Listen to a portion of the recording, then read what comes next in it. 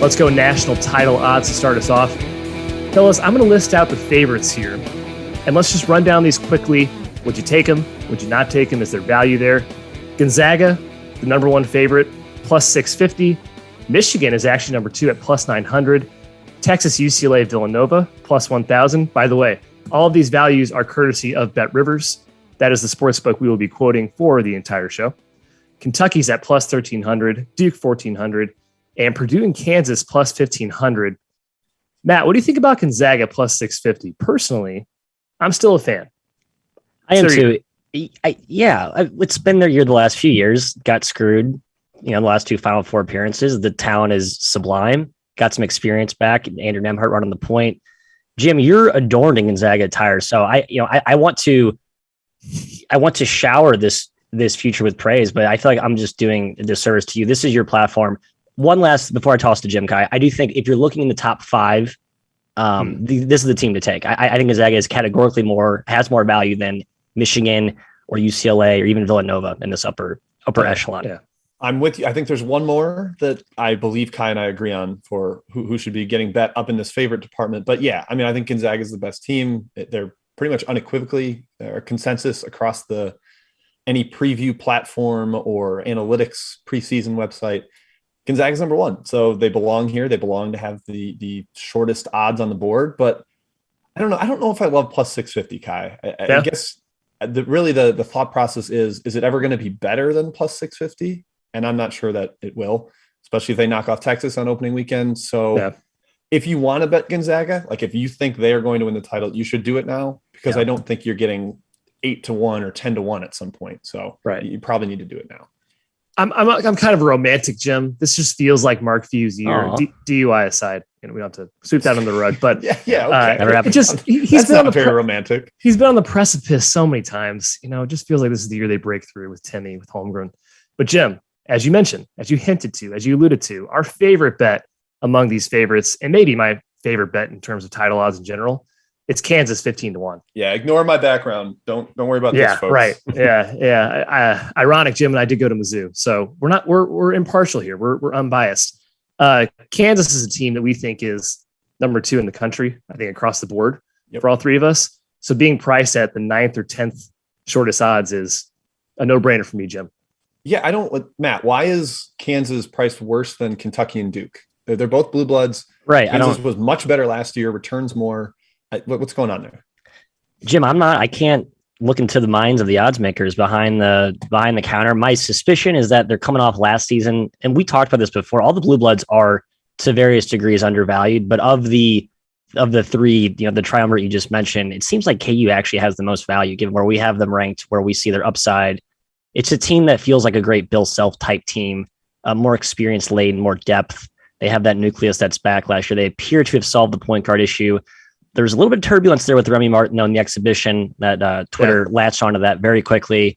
I'm not worried about that. I think they have other options. They can kind of dance around that. That continues to be a season-long thing. I didn't buy it. I watched the game, that exhibition where apparently Bill Self was riding Remy Martin, and Martin was like super engaged, like locked in, very focused. I think there was definitely something played up about that. Martin's going to be fine. I mean, he's not the dream point guard, but he's very good.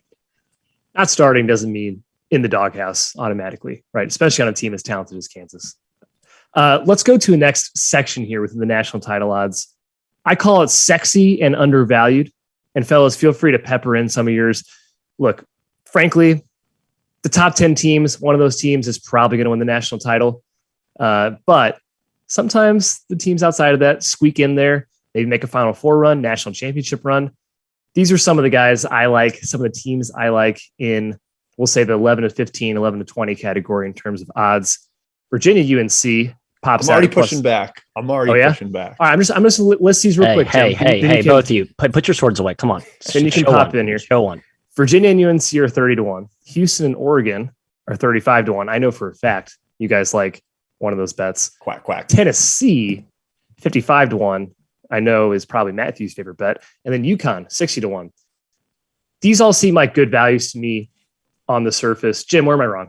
Tell me why I'm wrong. I'm an idiot. I don't disagree on most of them. I think Virginia is not good value at 30-1. I agree. Offensive ceiling, very questionable. We're going to need to see something from their shooters first.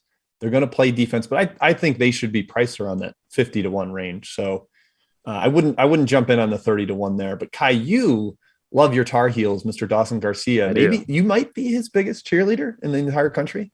I think he's really good, man. I think he's going to take a huge sophomore leap. It's a lot of faith in Hubert Davis. Does he warrant that faith quite yet, Matthew? A lifelong Duke fan, Matthew Cox. I don't know, and that's why I'm hesitant on putting my money towards him. But I still think it's pretty good value. There's a real good chance, a reality we live in, that Caleb Love's season last year was an anomaly, and he lives up to the hype. Yep. Is it worth 30-1? It might be.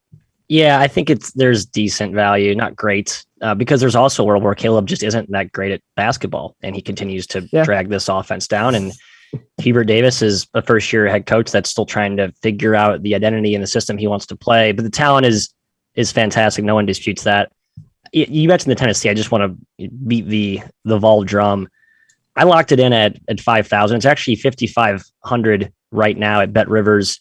One of the better values on the board. I'm looking at the aggregator site here. So Bet Rivers offering really good value relative to other books.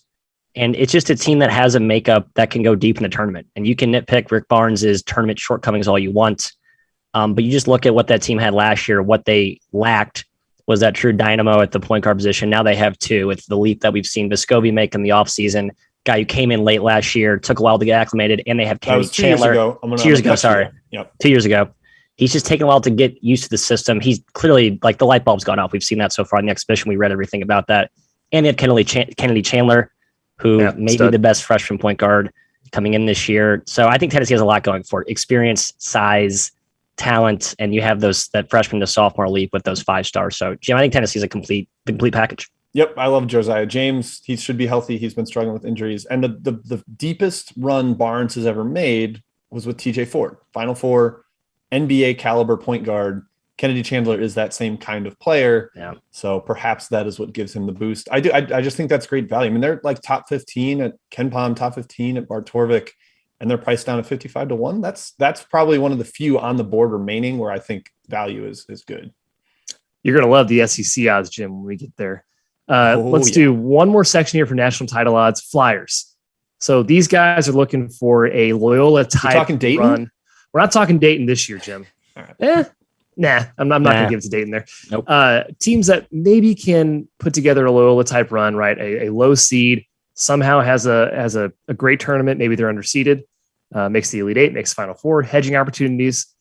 I'm looking at Drake, plus 15,000. Belmont, just say 150-1. I think 150-1. You're right. It's more of it's a mouthful. The math's tough, Jim. You have to move the decimal over 2 zeros. Right. I don't want you to. It's tough to. Belmont, our boy Jeff Goodman, his Belmont Bruins top 25 team for him at 200-1. BYU is a top 25 team for us for the 3-man weave, 200-1. Yeah, taking that all day. And then Ohio for my super long shot at 1,000-1. There's a reality they can get to the point of a 12 seed, 11 seed, make a little run. Matthew, thoughts on those Flyers? Any to add as well? Yeah, I want to co-sign a couple of those. BYU, the upside may not look as enticing on paper from a national title perspective, but we've seen Mark Pope take a team that was on the fringe preseason and before the tournament cancellation 2 years ago. That was a national title dark horse, in my opinion. I think a lot of people are in that camp. So we've seen him go from, make these cataclysmic leaps of just, raising the, what looks like a good roster and just taking it to another level. So I think Pope's a great bet here at that value.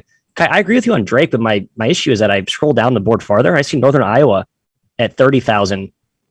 Yeah. And I don't think Drake is doubly as good at Northern Iowa. That's 30, not how you say that. 30,000-1 would be pretty cool. 30,000-1. 30,000-1. No, it's not. It's 300-1. Thank you, Jim.